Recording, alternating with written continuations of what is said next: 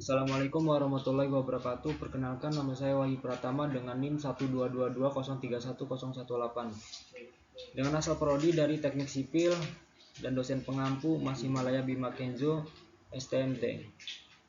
Izin saya di sini akan mempresentasikan hasil daripada PPT saya sendiri yang berjudul Gempa Bumi di Sumur Banten.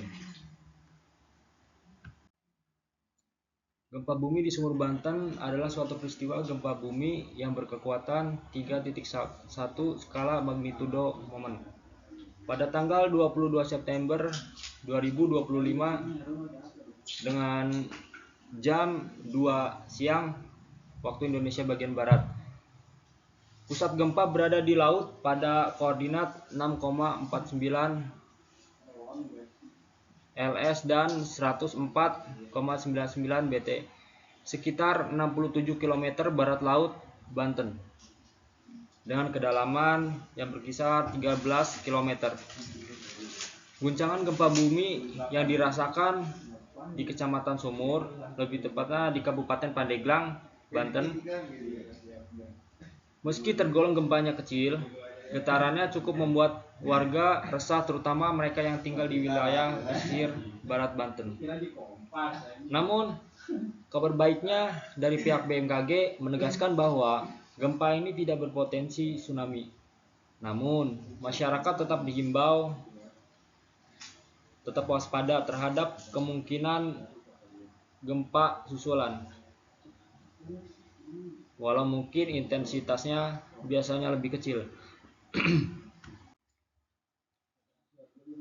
Di sini ada latar belakang.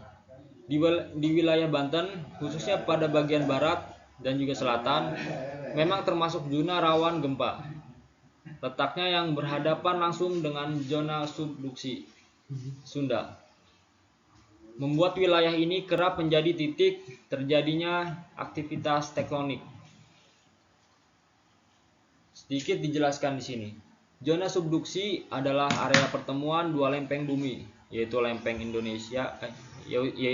Indo-Australia yang menujam ke bawah lempeng Eurasia.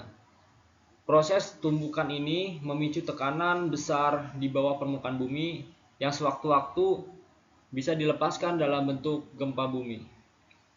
Itulah mengapa meskipun berkekuatan rendah seperti gempa magnitudo 3,1 kali ini, masyarakat tetap perlu waspada. Karena sebab sejarah mencatat Banten pernah mengalami gempa besar, termasuk yang memicu tsunami di Selat Sunda pada tahun 2018. Di sini ada dampak sosial. Dan pada dampak sosial ini dibagi menjadi dua. Yang pertama ada dampak psikologis, dan yang kedua di sini ada pengungsian massal. Oke, di sini ada dampak psikologis, yang dimana ribuan warga mengalami trauma dan stres berat pasca gempa. Terutama mereka yang anak-anak, dimana mereka menyaksikan kehancuran rumah mereka sendiri atau kerusakan rumah mereka sendiri dan juga lingkungan mereka secara langsung. Yang kedua di sini ada pengungsian massal. Pengungsian massal di sini dengan kebutuhan mendesak akan makanan, air bersih, dan juga layanan kesehatan dasar. Mungkin di sini terdapat sebuah gambar yang mungkin mewakili daripada keadaan mereka tersebut. Baik, di sini ada dampak fisik. Kerusakan pada bangunan yang tidak dibangun sesuai standar tahan gempa, seperti keretakan atau bahkan roboh. Yang kedua di sini ada infrastruktur yang rusak, dapat menghambat aktivitas ekonomi dan tentunya berdampak pada pendapatan masyarakat.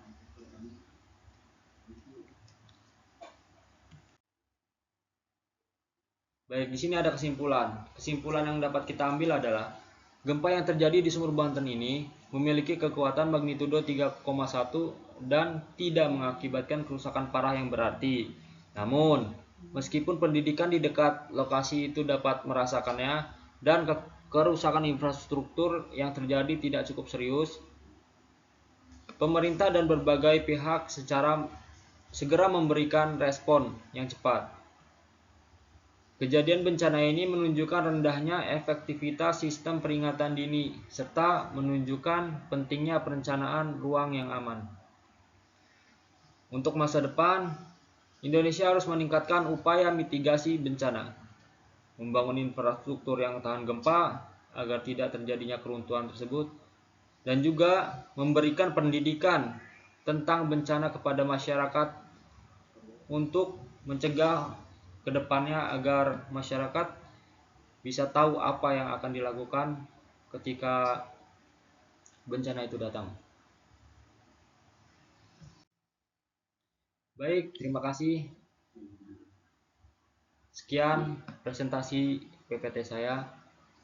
Mohon maaf bila ada salah-salah kata atau pelafalan. Terima kasih. Assalamualaikum warahmatullahi wabarakatuh.